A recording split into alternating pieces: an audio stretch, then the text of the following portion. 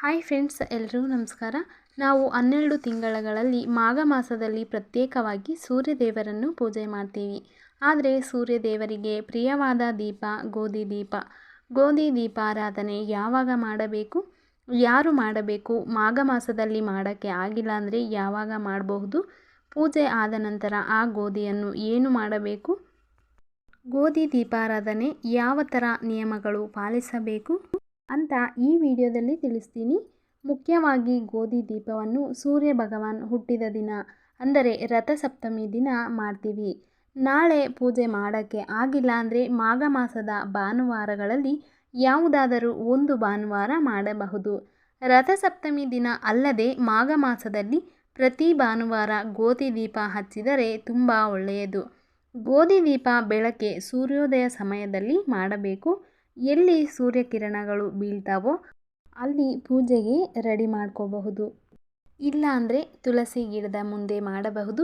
ಸೂರ್ಯಕಿರಣಗಳು ಎಲ್ಲೂ ಬೀಳಲ್ಲ, ತುಳಸಿ ಗಿಡನೂ ಇಲ್ಲ ಅಂದರೆ ದೇವರ ಮನೆಯಲ್ಲಿ ಮಾಡಬಹುದು.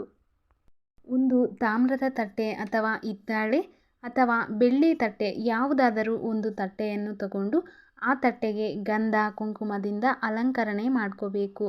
ಇವಾಗ ಈ ಪ್ಲೇಟ್ ಮೇಲೆ ಬಿಳಿ ಎಕ್ಕದ ಎಲೆಗಳು 7 ಎಲೆಗಳು ಅಲಂಕರಣ ಮಾಡಿ ಇಟ್ಕೋಬೇಕು.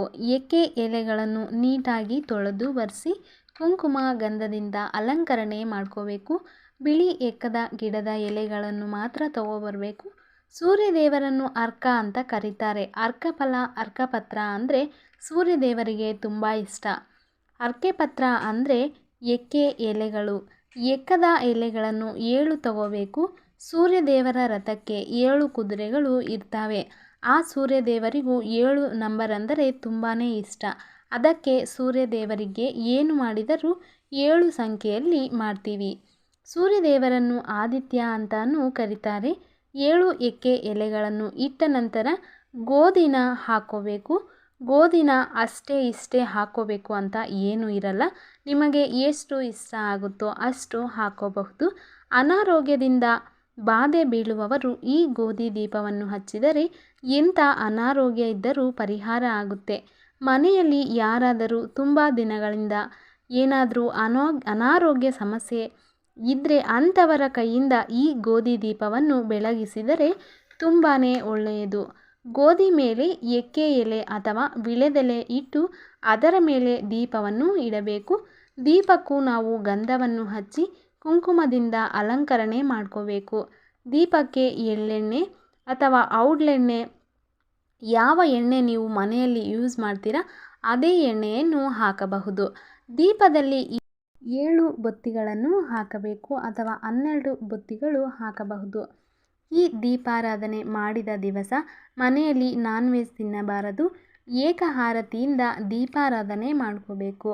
ಎಕ್ಕೆ ಎಲೆಗಳು ಸಿಕ್ಕಿಲ್ಲ ಅಂದರೆ ವಿಳೆದೆಲೆಗಳು ಉಪಯೋಗಿಸಿ ಗೋಧಿ ದೀಪಾರಾಧನೆ ಮಾಡಬೇಕು. ನಂತರ ಒಂದು ಸಿಟ್ಟೆಕಾಯಿ ಎಲೆ ಮೇಲೆ ಸೂರ್ಯದೇವರ ಚಿತ್ರವನ್ನು ಬಿಡಿಸಿ ಓಂ ಆದಿತ್ಯಾಯ ನಮಃ ಅಂತ ಹೇಳಿಕೊಂಡು ಇಡಬೇಕು. ರಥಸಪ್ತಮಿ ದಿನ ರಥ ರೆಡಿ ಮಾಡೋಕ್ಕೆ ಆಗಲ್ಲ ಅಂದರೆ ಈ ರೀತಿ ಸಿಂಪಲ್ಲಾಗಿ ಪೂಜೆ ಮಾಡ್ಕೋಬಹುದು. ದೀಪಾರಾಧನೆ ಮಾಡುವಾಗ ಮೊದಲು ಓಂ ಗಂ ಗಣಪತಾಯ ನಮಃ ಅಂತ ಹೇಳ್ತಾ ನಂತರ ಮನೆ ದೇವರನ್ನು ನೆನೆಸಿಕೊಂಡು ದೀಪಾರಾಧನೆ ಮಾಡ್ಕೋಬೇಕು. ಈ ಗೋಧಿ ದೀಪಾರಾಧನೆ ಮಾಡುವುದರಿಂದ ಅನಾರೋಗ್ಯ ಸಮಸ್ಯೆ, ಮನೆಯಲ್ಲಿ ಇರುವಂತಹ ಸಮಸ್ಯೆಗಳು ಪರಿಹಾರ ಆಗುತ್ತವೆ, ಅಷ್ಟೈಶ್ವರ್ಯಗಳು ಪ್ರಾಪ್ತಿಯಾಗುತ್ತವೆ. ನಂತರ ಧೂಪ ತೋರಿಸಬೇಕು. ದೀಪಕ್ಕೆ ತೋರಿಸಿ ಸೂರ್ಯದೇವರಿಗೂ ಪೂಜೆ ಮಾಡಬೇಕು. ಸೂರ್ಯದೇವರು ನಮಗೆ ಪ್ರತ್ಯಕ್ಷವಾದ ದೈವ. ಪ್ರತಿದಿನ ಸೂರ್ಯದೇವರಿಗೆ ಅರ್ಘ್ಯವನ್ನು ಸಮರ್ಪಣೆ ಮಾಡಿ ಓಂ ಆದಿತ್ಯಾಯ ನಮಃ ಅಂತ ಪಠಿಸಬೇಕು. ಸೂರ್ಯದೇವರಿಗೆ ಕೆಂಪು ಬಿಳಿ ಈ 2 ಬಣ್ಣದ ಹೂಗಳಿಂದ ಪೂಜೆ ಮಾಡಬೇಕು. ಎಕ್ಕೆ ಹೂವು ಸಿಕ್ಕಿಲ್ಲ ಅಂದರೆ ಬಿಳಿ ಹೂಗಳನ್ನು ಉಪಯೋಗಿಸಿ ಪೂಜೆ ಮಾಡಿ. ನಂತರ ಸೂರ್ಯದೇವರಿಗೆ ನೈವೇದ್ಯ ಸಮರ್ಪಣೆ ಮಾಡಿ ಆರತಿ ಮಾಡಬೇಕು. ನೈವೇದ್ಯಕ್ಕೆ ಅಕ್ಕಿ ಪಾಯಸವನ್ನು ಡ್ರೈ ಫ್ರೂಟ್ಸ್ ಏನು ಹಾಕದೆ ನುಣ್ಣಗೆ ಮಾಡಿ ಸಮರ್ಪಿಸಬೇಕು.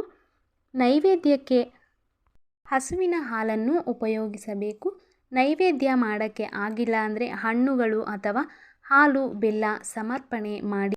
ಈ ದೀಪಾರಾಧನೆ ಮುಗಿದ ಮೇಲೆ ಒಂದು 7 ಗಂಟೆ ಕಾಲ ಬಿಟ್ಟು ಆ ಗೋಧಿಯನ್ನು ತೊಳೆದು 20 ನಿಮಿಷಗಳ ಕಾಲ ನೆನೆಸಿ ಹಸುವಿಗೆ ತಿನ್ನಲು ನೀಡಿ.